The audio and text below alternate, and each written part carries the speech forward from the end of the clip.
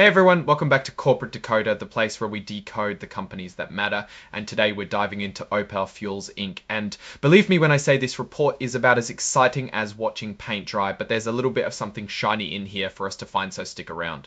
So OPAL Fuels Inc. is reporting its latest financial tidbits today, dated August 7, 2025. Now, normally we dig into the nitty-gritty of earnings and revenue, but this filing, which is a Form 8K, is a current report, meaning it's usually for significant events.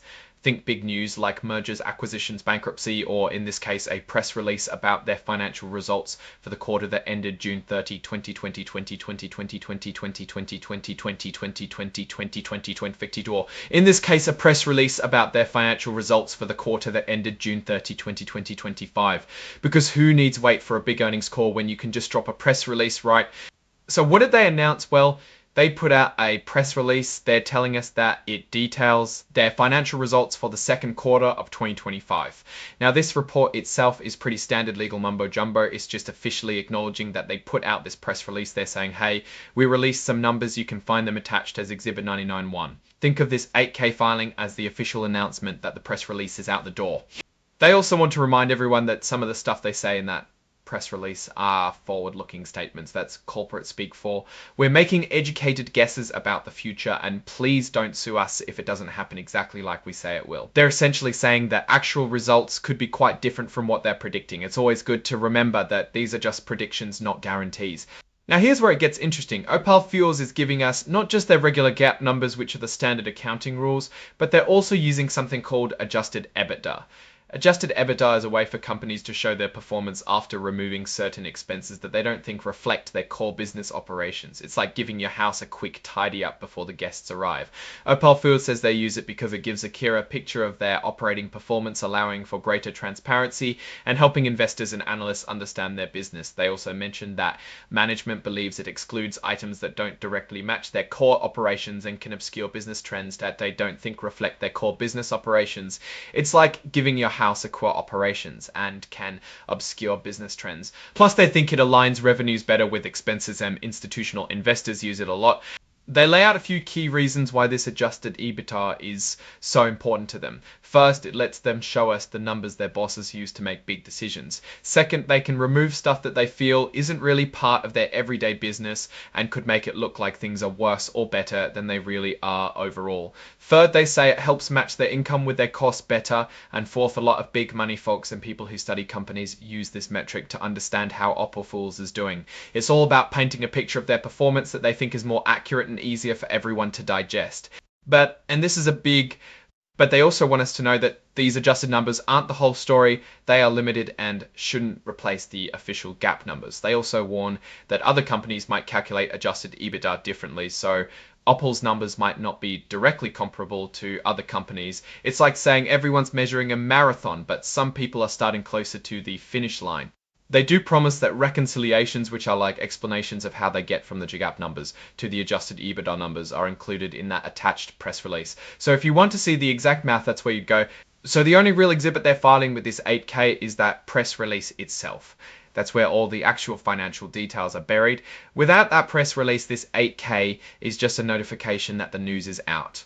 This filing is essentially serving as the official record that OPAL Fuels dropped their second quarter 2025 financial update on August 7, 2025, and it's filed by their Chief Financial Officer, Kazi Hassan. Now let's talk about OPAL Fuels. They are a major player in the renewable natural gas, commonly known as RNG space. They focus on producing and distributing RNG, which is made from sources like landfills and agricultural waste. This is a growing sector as companies and governments look for cleaner energy alternatives. Their stock symbol is OPAL and it trades on the Nasdaq. They are classified as an emerging growth company, which means they have certain regulatory advantages and can use extended transition periods for adopting new accounting standards if they choose to. In this case though, OPAL has elected not to use that extended period, meaning they are on the same timeline as larger companies for these accounting changes. They choose to. In this case though, OPAL has elected not to use that extended period, meaning they are on the same timeline as larger companies for these accounting changes. So what's the story here? OPAL Fuels are putting out their quarterly results and highlighting their adjusted EBITDA.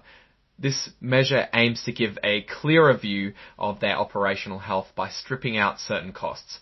While this can be useful for understanding the core business, it's crucial to remember these are not the official accounting numbers and can be presented differently by various companies. The real meat of the financial performance is in that press release they filed as an exhibit. Without seeing those actual numbers, we're just looking at the announcement of the announcement. The key takeaway is they're using this adjusted metric to emphasize their performance, and it's important for investors to check the reconciliation to understand exactly what's being adjusted for. My take on this filing is that it's a standard procedure for announcing financial results as required by the SEC. The emphasis on adjusted EBITDA is a common strategy for companies in growth industries to present a more favorable or perhaps a more understandable picture of their operations. However, it's essential for investors to remain vigilant and always compare these non-GAAP metrics against the official GAAP financials to get a complete and unvarnished view of the company's health. The risk here is that by focusing too much on adjusted figures, the real financial strains or the true cost of doing business might be obscured.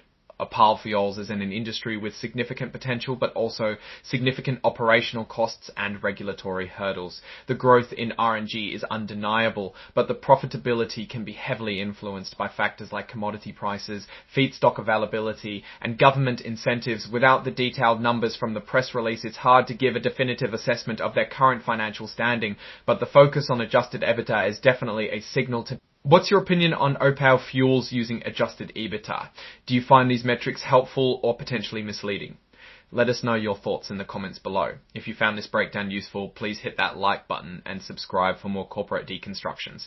Don't forget to check out our Discord community linked in the description for more discussions. Thanks for watching, and we'll see you on the next one.